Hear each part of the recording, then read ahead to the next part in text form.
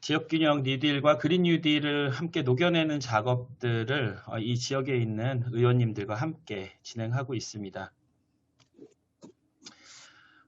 여러 번 말씀하셨지만 우리 우현식 의원님도 말씀하셨고 지방 소멸의 문제점 다들 공감하고 있습니다. 간단한 통계 보시겠습니다. 수도권 인구가 20년 만에 50%를 넘어서면서 2,600만 명이 되고 호남권 인구는 반면 10% 이하로 줄었습니다. 이에 거의 비례하게 GRI 지역 총소득 자체가 수도권의 56%가 집중되어 있는데 이건 거의 인구와 비례하게 진행되고 있다고 보시는 게 좋겠습니다.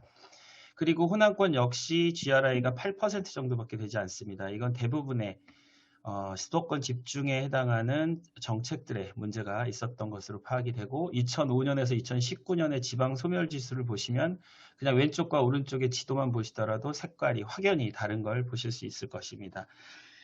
또한 광주를 제외한 신안, 함평, 보성, 고흥은 소멸 위험이 상당히 높은 지역이고요.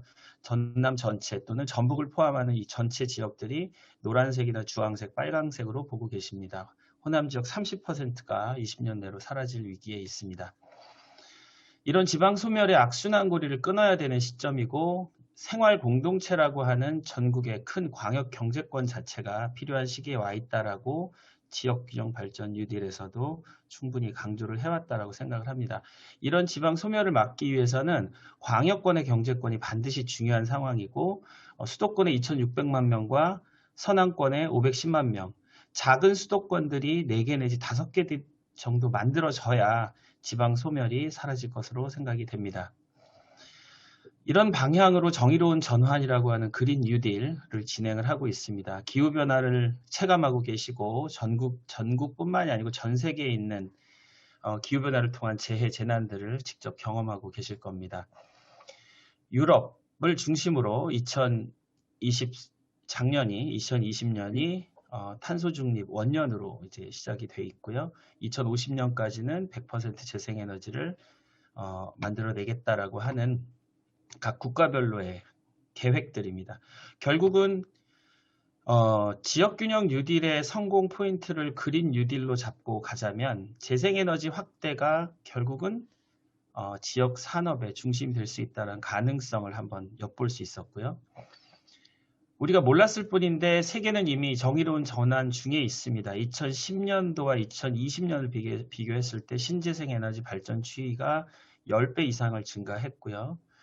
영국의 경우에는 2019년 6개월 동안의 재생에너지 발전 비율이 화석연료 또는 다른 연료 비율을 훨씬 추월하는 비율이 나타나서 영국은 2050년까지 30년 남았는데 100%로 전환하겠다라는 의지도 BBC를 통해서 발표를 했습니다.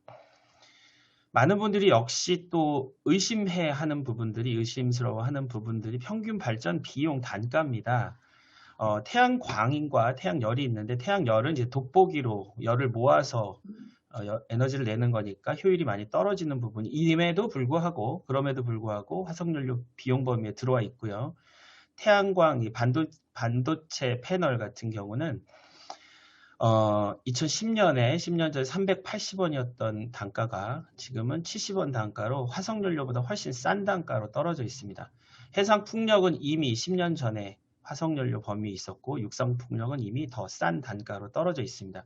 따라서 우리가 재생에너지의 활용 비율을 높이고 재생에너지의 운용 방법을 제대로 선택한다면 화석연료 사용을 100% 전환할 가능성은 현재로서도 충분히 있어 보입니다. 우리나라가 국민들이 잘 모르고 있는 부분을 여러 번 홍보를 하고 있는데요. 에너지 안보 개념입니다. 우리나라가 에너지 수입국이라는 것은 알고 있는데 대부분의 국민들은 60% 정도로 평균적으로 알고 있습니다. 하지만 2017년, 18년을 보면 94%의 에너지원을 수입을 하고 있고 원유부터 우라늄까지 우리나라에서 생산되는 에너지원은 하나도 없습니다. 94% 정도의 에너지를 외국에 의존하고 있는 상황에서 코로나19로 국가를 봉쇄했다면 우리나라 경제는 치명적인 타격을 받았을 것이라는 걸 상상하실 수 있습니다. 국가를 봉쇄하지 않았기 때문에 에너지원이 원가로 들어오거나 더 싼 가격으로 들어올 수 있었는데 만약에 국가를 봉쇄했다면 더 비싼 가격 또는 에너지원을 공급받지 못해서 국가가 팬데믹이 아닌 패닉 상태에 빠질 수도 있었다라고 생각을 합니다. 따라서 이러한 에너지 안보 문제를 해결하기 위한 가장 현명한 방법은 국경 안에서 사용할 수 있는 에너지원이 무엇이냐라는 것들을 고민을 해야 되고, 그 국경 안에서 사용할 수 있는 에너지원은 바람과 풍력 같은 자연을 기반으로 한 재생에너지다라고 말씀을 드리고, 우리나라는 에너지 안보 면에서 전기를 제대로 쓰기 위해서는 이런 재생에너지를 늘려가야 되는 국가적인 전 세계적인 추이를 따라야 한다고 생각을 합니다. 그러면서 호남 아리100과 호남 아리300을 던지려고 하는데요. 호남 아리100, 아리300 다 뜬금없는 소리다라고 말씀을 하시지만 잠시 보시면 금방 이해가 되실 겁니다. 이 지역, 특히 광주에 있는 정치하시는 분들이 많은 노력을 하셨습니다. 광역 경제권을 에너지로 확보하자 해서 강기정 전 청와대 수석은 신안 해상풍력 발전단지 8.2기가와트에 집중적인 관심과 추진을 하셨고, 또 한전을 에너지 중심 공대로 만들어야 된다고 말씀을 하시면서 재생에너지에 불이 붙기 시작합니다. 오늘 축사를 하신 송갑석 의원님하고 같이 준비를 한 간단한 자료입니다. 호남 아리300을 통한 경제공동체 어떻게 만들 것인가. 그리고 오늘 이 국가균형발전 특별위원회 광주 본부를 만드신 민영배 의원이 그러면 호남 광역경제공동체가 무엇으로 시작할 수 있는지를 국가균형발전에서 한번 논의를 해보자라는 자리를 또 만드시고 계십니다. 그리고 이들을 위해서는 호남 광역경제권이 28인의 호남 국회의원들이 힘을 모아서 하나의 목소리로 낼 때 이 제안들은 입법화될 수 있으리라고 생각이 듭니다. 2019년에 호남은 이미 재생에너지 3020을 달성했습니다. 많은 분들이 모르고 계십니다. 그리고 대통령께도 이게 보고가 되어야 되는데 아마도 국가균형발전이나 또는 송갑석 의원실을 통해서 아니면 민영배 의원실을 통해서 보고가 될 것으로 생각이 됩니다. 3020, 2030년까지 재생에너지 20%를 달성하겠다는 지자체들은 많이 있지만 실제 달성한 것은 호남밖에 없습니다. 그리고 실제로 27%로 7% 초과 달성을 했고 2020년에는 이미 태양광과 풍력에 해당하는 내용들이 더 확실히 빨리 땡길 수 있다는 가능성을 보여주고 있습니다. 가장 중요한 것들은 이 자립형 전력망이라고 하는 컨셉 크리에이팅을 호남이 하고 있다는 것이고, 송갑석 의원실 중심과 이 광주 의원들 중심으로 이 부분에 대한 이해가 정확히 필요합니다. 첫 번째가 국가 운영자라고 하는 부분이 NSO라고 한다면 현재 우리나라는 전기를 팔 수 있는 곳이 한전 하나밖에 없습니다. 그래서 국가 운영망 자체가 NSO 하나라면 이제 광역 경제권으로 내려줘야 하는 ASO, 이 지역 전력 운영자와 배전 운영자가 생긴다면 새로운 일자리와 새로운 효율이 높아지는 광역 경제권 에너지 자립이 가능한 컨셉을 호남에서 던지려고 합니다. 이제까지는 모든 재생에너지가 만들어졌다면 이 개통이라는 것을 통해서 전력망 개통이라는 걸 통해서 시단에서 만들어져도 한전에서 사가서 한전에서 공급을 합니다. 그게 말씀드렸던 국가 운영망입니다. 한전만이 살 수 있고 한전만이 팔 수 있는 구조인데 제가 5군데 정도로 나눠봤습니다. 전북의 서남 배전망과 전북 군산의 배전망, 광주 배전망, 전남 서남, 전남 내륙 지방의 배전망으로 앞에서 말씀드린 이 DSO 배전망 운영자를 지역으로 5개 지역으로 호남 지역으로 내려주고 법과 제도가 개선이 된다면 5개의 경제 독립권이 유지가 되고 이 5개가 말씀드렸던 AS라고 하는 호남 광역 경제 공동체, 에너지 공동체로 묶일 수 있는 또 다른 경제권이 형성이 됩니다. 신안에서는 8기가와트 정도를 풍력으로 발전을 한다면 광주 150만이 쓰는 전기가 1기가와트밖에 안 됩니다.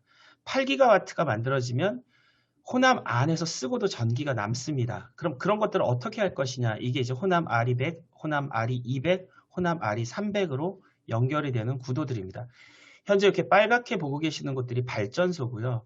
발전소에서 한전으로 들어갔다가 다시 지역으로 배전을 하는 구조를 한전이 전체 통합 컨트롤을 하고 있습니다.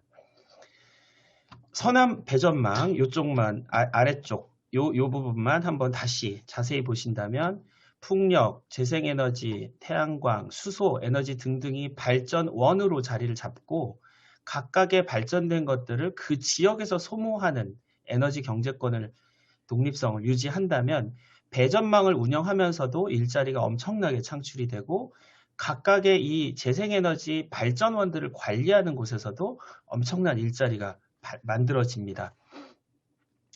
호남 아리 100을 넘어 아리 300을 제한하는 이 엉뚱한 호남 민심들은 호남 에너지를 통해서 새로운 경제를 구축하겠다라는 의지입니다.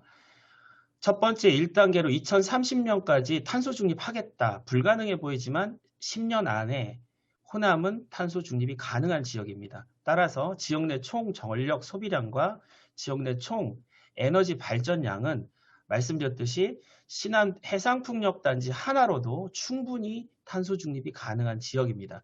따라서 우리는 2030년으로 선언을 해야 되는 게 맞고요.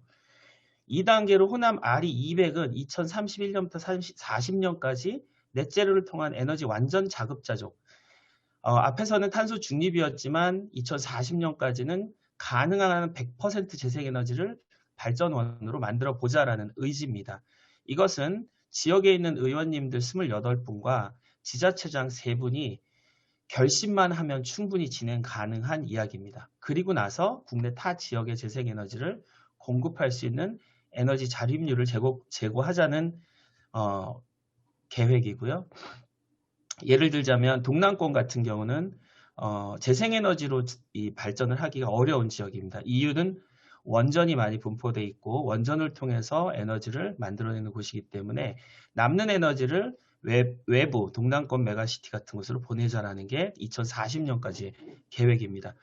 3단계로 2050년까지의 계획은 국내 에너지 자립률을 호남에서 책임지겠다. 의원님들 다 이해하시겠지만 위원님들 다 이해하시겠지만 호남은 박정희 정권 때 박정희 정부일 때 전쟁이 나더라도 전 국민이 먹을 수 있는 식량을 만들어내는 곳으로 반드시 저수지를 확보해라 그래서 전국의 농업용수용 저수지가 가장 많이 확보된 곳입니다. 또한 지금부터라도 우리는 전 국민이 쓸 수 있는 에너지를 고민을 해야 되고 그 에너지 자립률을 통해서 남는 에너지는 해외 에너지를 수출할 수 있다는 개념도 도입을 해야 된다고 생각합니다. 이게 바로 호남 아리 100을 넘어 호남 아리 300으로 가야 되는 발전 방향이라고 생각합니다. 2050년 탄소 중립을 선언하셨습니다. 그렇다면 2020년 그리고 작년 그리고 올해부터는 호남은 2030년 탄소 중립이 가능한 지역이고 2040년 50년에 발전 자체와 전력망 자체를 독립할 수 있는 지역이라고 생각합니다. 2030년의 탄소 중립, 2050년의 에너지 경제 공동체로 지역이 재생에너지로 먹고 살 수 있는 그런 지방정부가 되기를 희망합니다. 네, 감사합니다.